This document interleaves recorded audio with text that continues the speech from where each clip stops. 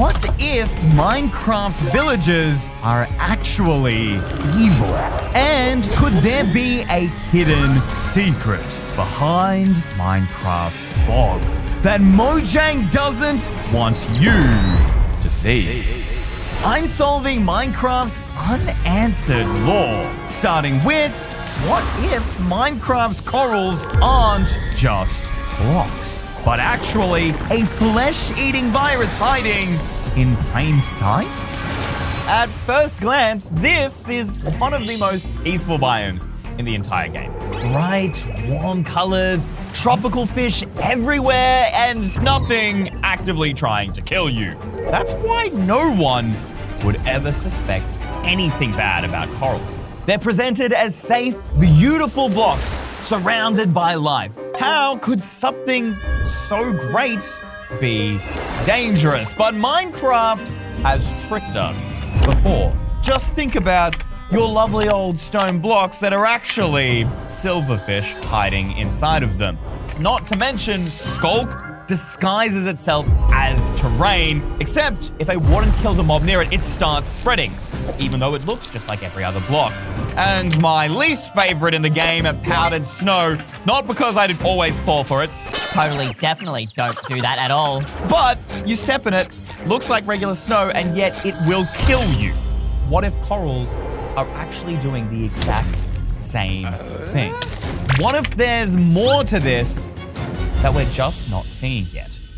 Let's just pretend that this theory is true for a second. Corals are viruses. If that were to be true, then they would need to be living. They couldn't just be a block. Then they would need to be living. They couldn't just be a block. This is why I think we can prove that they are in fact living. You put these guys underwater, totally fine. No issues whatsoever. Doesn't matter the variant. But the minute you take them outside of their natural habitat, boom, they start dying. They require the water, just like living organisms. But you know what gets affected by bone meal? Living organisms. Check this out. We just come to a random patch of sand, boom, bingo, bam. Not just grass, but also corals. Bone meal only grows plants in Minecraft, so just like a virus, the corals can in fact spread. But I hear all of you haters in the comments saying, just because they're plants doesn't prove they're alive or a virus. And you know what? You're right. They could just be fake plants. They could be just decoration. But the sunflower is the biggest evidence that plants in Minecraft are actually real. Because no matter which way you place them, they will always face the same direction. See, I turn around, boom. And that direction is towards the sun. They are soaking up the sunlight. And even bees will pollinate from them. They wouldn't be able to do that if they were plastic flowers. Does that mean that corals are plants? Here's where my theory gets confusing. Maybe not. Corals have a death animation. We saw it before. In vanilla Minecraft, plants don't die. There's only one thing that do have death animations, and that is mobs. Are corals flowers or animals? What about in real life? Are corals animals or plants? I assumed they were just underwater plants. What? Corals are animals? How did I never know this? They're organisms. They have dietary habits. They have structures. They have, wait, the plant misconception. So people, it is normal for people to think that they're plants. They themselves are animals. So now we've proven without a shadow of a doubt that yes, in fact, corals are alive, but claiming that they're a flesh-eating virus? That still seems really, really absurd to me. Look, if I switch into survival mode, bang, they're not even harming me. I am totally fine. Let alone them eating my flesh. That just isn't happening. I mean, if they were actually eating our flesh, you'd expect them to have a mouth, but I don't really see any coral that has mouths. We've got horns, fire. See, I guess that sounds a little bit scary. Bubble, brain corals, tubes. Wait. Brains. Is all of it called brain coral? Oh, it is. This might be a stretch, but this doesn't really look like a brain. What if it's actually the brain of the coral? That would give it an intelligence, a smartness to it, which would be able to direct it to one, stay hidden, and two, spread. The virus has a brain, making sure that it doesn't get caught. I might actually be starting to believe this. We've already proven that these corals have all the perfect characteristics to become a host. A brain, the ability to spread, and is a living creature. But viruses do need more than that. In real life, they need heat. A lot of them can't survive if it gets too cold. So let's check what the biome's called here. Because oceans are freezing! Unless they aren't. Guys, just look at the name of this biome that we're in. We are in Minecraft warm_ocean. That could just be a coincidence. Surely if we just go somewhere else, that won't be the case, all right? We're just gonna teleport 10,000 blocks away, all right? Minecraft should have totally randomly generated here. This has no coral in it. Oceans typically can get up to -100, -200 degrees Celsius. They are cold, cold, cold places. What if I bone meal this area? Will coral grow or not? No, it won't. Just grass. How do we find more coral? Can I do locate biome coral? It doesn't even come up. Why doesn't it come up? Ocean, maybe? Guys, are you seeing this right now? Ocean, cold ocean, deep cold ocean, frozen ocean. There's literally every type of cold ocean except one, which is the warm ocean. Does every warm ocean have coral? Teleport to a random one. Boom! Right there. They are literally in the perfect area to be a host virus. What about behaviors? If I just bone meal, yeah, look, coral can grow on itself. It can self-replicate. You don't need two parents like normal creatures do. Viruses are the only organisms that self-replicate. That's just not how vanilla animals work. If I whipped out a good old beefy boy, I'm sure you all know you can't bone meal animals. If they're not plants and they're not animals, they must be viruses. Look, you might say, come on, you think Mojang added a whole biome just to be a virus? That seems like a conspiracy theory. Well, no, not really. They actually already have done this. The Deep Dark. This is literally a biome dedicated to infection. The underground has already been taken. Not only that, the Nether as well. I mean, just think about it. The Crimson Forest and Warped Forest biomes. This one and this one, both of them, they are literally named fungus biomes. Funguses are types of viruses. They spread, they infect, they do all of that. They're self-contained in areas, and the Nether is really, really hot. Is Mojang trying to prepare us for some secret virus update that they're slowly introducing to the game? Would that be too crazy lore to assume? If they are viruses, why don't they hurt anything? Because we saw before, I wasn't damaged in the slightest. They're certainly not flesh-eating like the original theory says. There's only one way to know for sure, and that's to actually test this theory. Although I'm not sure we're going to get very far. People have been building aquariums and corals for them for years now. Pretty much ever since they were added to the game. I wouldn't even be surprised if they were in the trailer. So I guess we're just gonna try a variety of different corals with different mobs here, and already, so far, it's not looking great. I thought maybe by making these aquariums much smaller, it would force these animals to actually touch the coral and, you know, therefore take damage.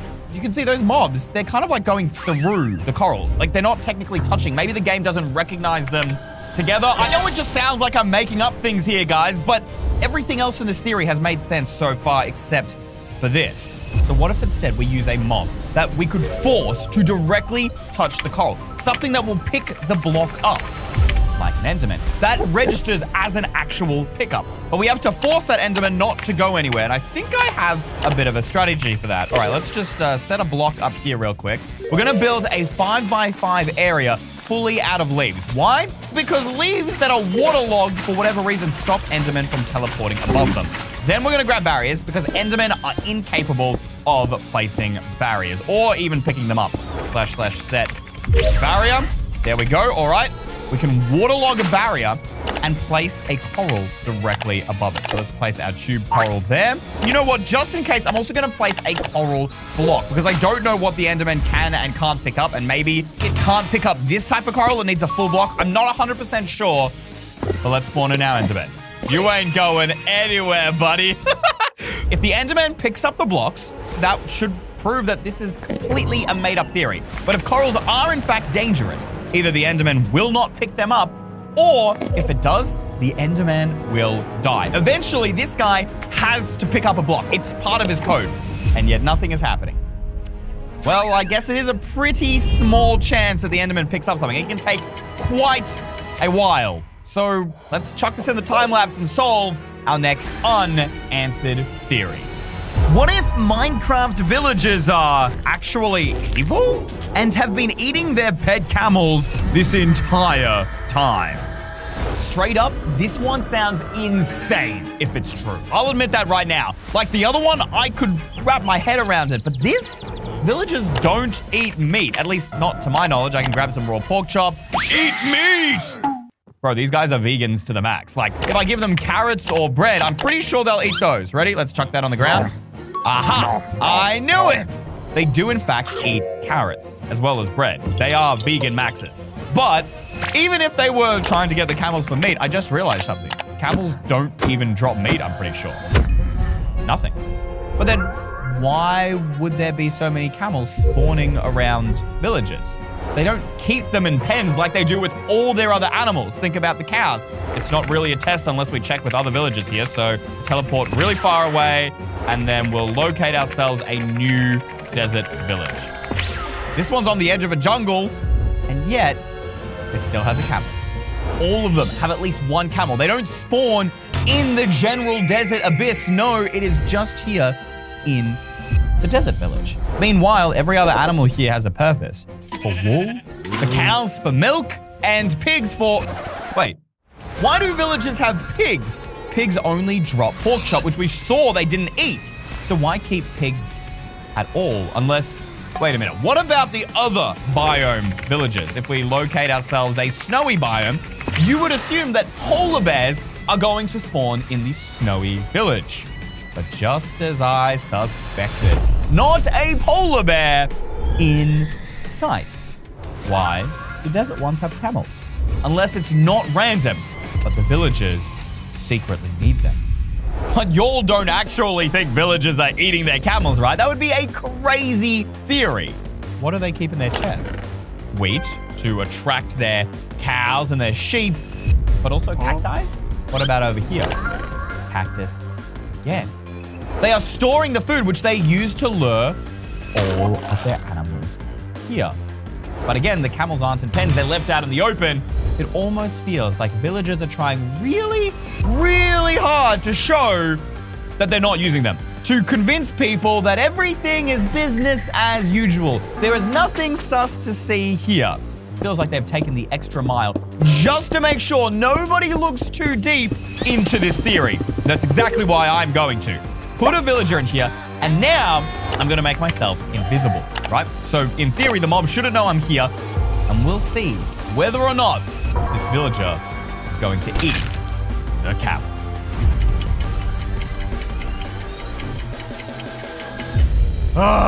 Nothing seems to be happening, guys. They're just totally fine. Maybe the villager knows that I was here and is programmed not to show its true self when a player is around? What if villagers were actually much smarter about this whole camel eating thing than we think? Need a different way to hide.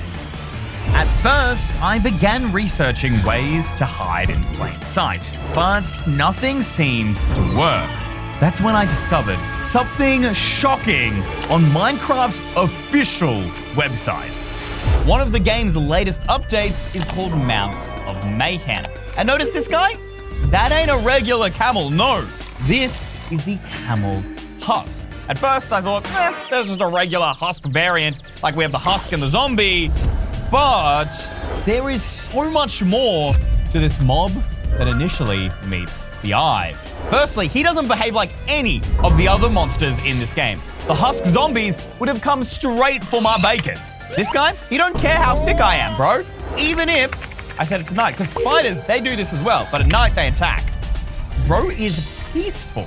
Not only that, camel husk doesn't burn in sunlight. You can ride it, and you can even feed it. Rabbit's foot. Did you guys know this? I actually did not know that before making this video. If you punch them, so they take some damage, you can heal them back up. Look at that. He's chomping down on them. He's basically identical to a regular camel, but he's really hungry. Why? Well, I think the difference is in exactly how he looks. Let's go inside. You see that? Completely hollow. You can see through his ribs. That's all that's there.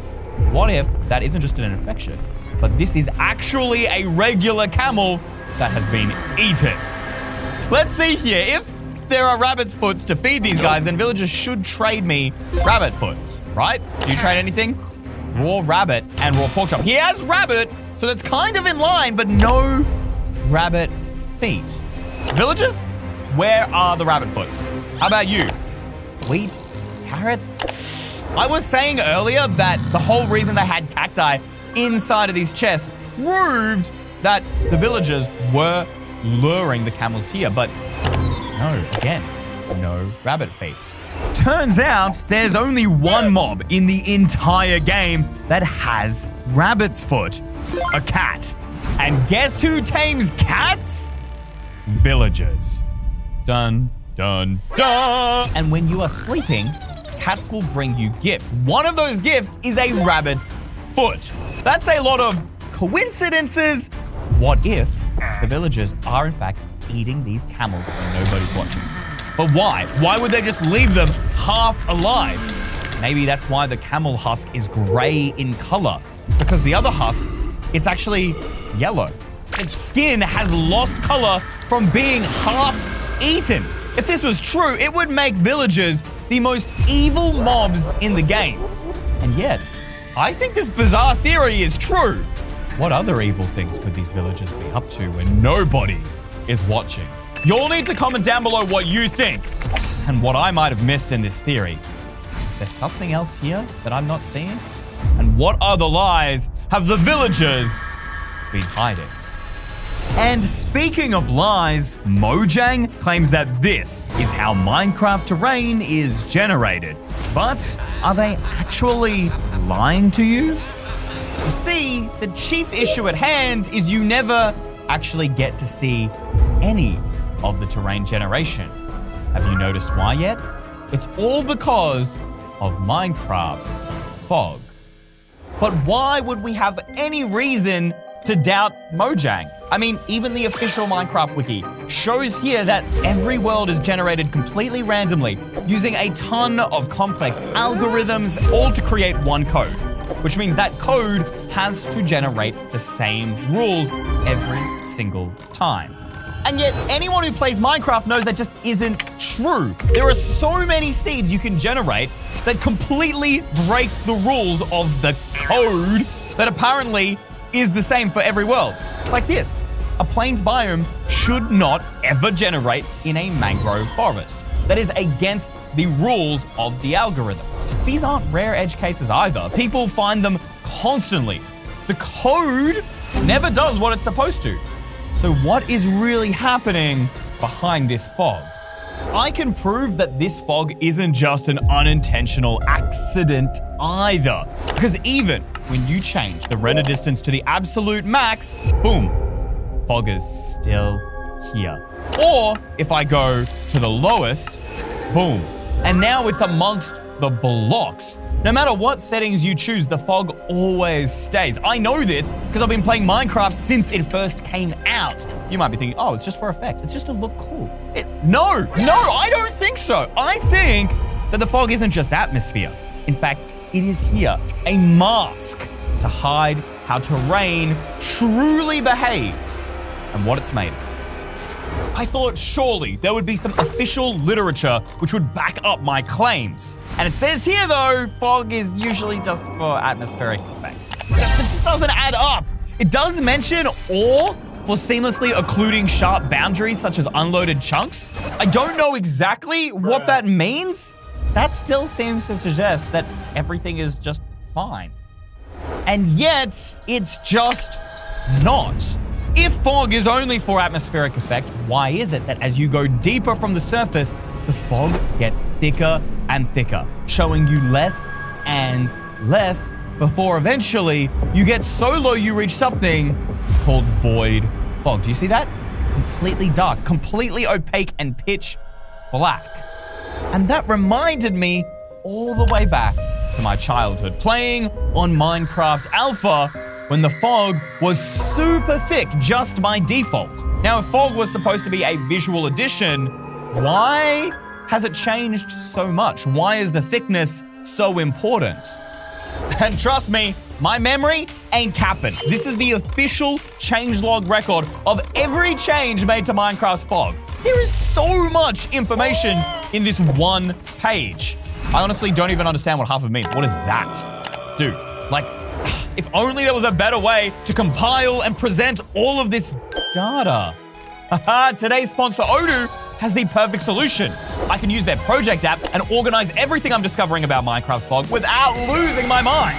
When I create a project, I get a clear overview of everything with multiple views like Kanban, Gantt, and list, so nothing gets overwhelming. With Kanban, I've got one column for types of fog, version changes to fog, and everything else related to fog. Their Kanban view lets me move tasks around like sticky notes, while also setting priorities, deadlines, and assigning who's working on what, all in one place. The Gantt view helps me see timelines and patterns I would have completely missed. The list view lets me update a bunch of stuff really fast without digging through all my messy notes. And it also tells me things I would have missed, like Minecraft having 9 different types of fog. Everything stays in one place within each task, so I can collaborate in real time, tag people, send messages, and plan activities without switching apps. Odoo helps YouTubers manage their videos, projects, deadlines, and collabs in real time, so nothing slips through the cracks. And the best part? Free hosting and support for life, plus the first app is totally free. So hit the link below or scan the QR code today. Thanks to Odoo, I discovered that Minecraft's fog has changed over 35 different snapshots. And you've probably had no idea about this because Mojang never announces these changes. Sure, maybe they don't do it because it's a visual change and it's not important, but if it's not important, why change it literally 35 times? It can't be that important. Mojang often leaves bugs and glitches in the game for years, and yet they've been so careful when it comes to fog. Why? To find out, I used a mod that removes Minecraft's fog entirely. Dang. This game feels naked without the fog. I mean, the terrain did seem to generate pretty normally. Obviously, there's like a few lighting glitches on the edges there. That's to be expected because there's no fog to hide that. Maybe the theory is a lie. Maybe I just went on a crazy conspiracy theory for no reason. I don't know. Wait, did you guys see that? That was whacked. Wait, that was whacked? Hold on. Okay, there's a few things that are a little bit weird. I'm just gonna refresh the chunks. If you guys didn't know, you can actually force Minecraft to reload the chunks by clicking F3 and A at the same time. Boom! Did you see that? Dude, that was weird. Whoa! Okay, that is really strange. Maybe we can use other things in the debug menu to give us clues as to what's going on. What about hitboxes? Okay, yeah, that was stupid. Obviously, there are only hitboxes, the animals. The hitboxes have nothing to do with the fog. Maybe we refresh the chunks again? Wait, did you guys see that? Hold up, are you seeing that? Guys, do you see that right now? Rewind the video and check for me. I swear I saw a hitbox in the distance. What if we start learning new terrain? Wait, guys, do you see that? There was a hitbox. It was right out there. It was there. But that would mean there's an entity in the distance that you would never normally see when the fog is there. There is actually something out there that typically the fog hides. This is how Mojang actually generates their terrain by force using a player entity? No wonder we see so many glitches in the world. Random cave drops, forest fires, inexplicable seeds. Mojang never wanted us to see their mistake, their imperfection, which is why they've used fog to hide it. Could you even say that Minecraft is a broken game? That they should have never sold it? Would that be a potential lawsuit? We've exposed them. Speaking of exposed, it's time to reveal if the corals are actually a flesh-eating virus. Dang it! The Enderman is still alive. The coral hasn't managed to infect our boy, unless the Enderman knows this. And that's why he hasn't picked up the block, because the code would have forced him to pick something up in that duration of time we've left it. Why would it not pick up the block? Unless it was afraid of it. I don't know, it feels like a stretch, guys. It could just be that it's not able to pick up the block like it can't pick up barriers, right? It's not scared of barriers, right? We have no proof that this virus can infect stuff, and it's kind of like the main thing. I mean, I guess there's like infected zombies which are drowned, but they have no coral on them, just grass. So that pretty much takes them out of the picture. I mean, they added a bunch of new mobs into the game, the Nautilus, stuff like that. Yeah, no infection there. We have Striders, that's not gonna help. Guardians, no, they're pretty old now. Freaking. I think we might have officially hit a dead end. Parched husks? No? Wait a minute, isn't there like another Nautili? The infected Nautilus, the zombie Nautilus? Where is the egg for that? Oh, there it is. The zombie Nautilus spawn egg. That also has nothing to do with coral. Wait, what? Guys, I've watched the trailer a million times and it's never even occurred to me that this thing has coral on it. This is a huge breakthrough for our investigation. That would mean that this is in fact a flesh-eating virus. Guys, I might be twigging out here. I actually might be capping, but is it just me or does the zombie Nautilus look smaller than the regular one? If that was true, then that would prove that the virus has infected and eaten away parts of the Nautilus to make it smaller. But Minecraft can make things look funny, so I've loaded both of our Nautili into Blockbench. They're exact files from the game as 3D models. From the edges of a block, there's exactly 1 pixel on the left and 1 pixel on the right. With our Nautilus, let me guess, it is a full block size. Ugh, are you kidding me? No, look at that. I stretched it, guys. This is exactly the same size, but despite them being the same size, we can still see this is clearly infected. It's there on the skin texture. Have we really done all this work for nothing? Ugh! Why does the coral only affect this mob? Why not other ocean mobs? Like, maybe it's because it's a zombie. It's already weak, which allows it to get infected. But then that doesn't explain why drowned, which are also zombies, don't get infected. Hold up, wait a minute. 1, 2, 3, 4, 5, 6. 6 hits. Now let's try one of these guys. 1, 2, 3, 4. Did you see that? The drowned is way stronger than the zombified coral Nautilus. In survival mode, they don't attack me. Unless you attack them first, they will not attack you, whereas drowned attack you instantly. These guys are clearly scared and clearly weak. That could mean that this theory is true. The scariest part is, viruses in nature can evolve. Currently, it is only strong enough to take on the zombified Nautili. But what if in future versions, coral evolved to consume bigger and stronger creatures? Just think about the Elder Guardian. Or what if one day, in a future update, they begin to infect the players? Comment below if you think this would happen, and should we be scared of corals?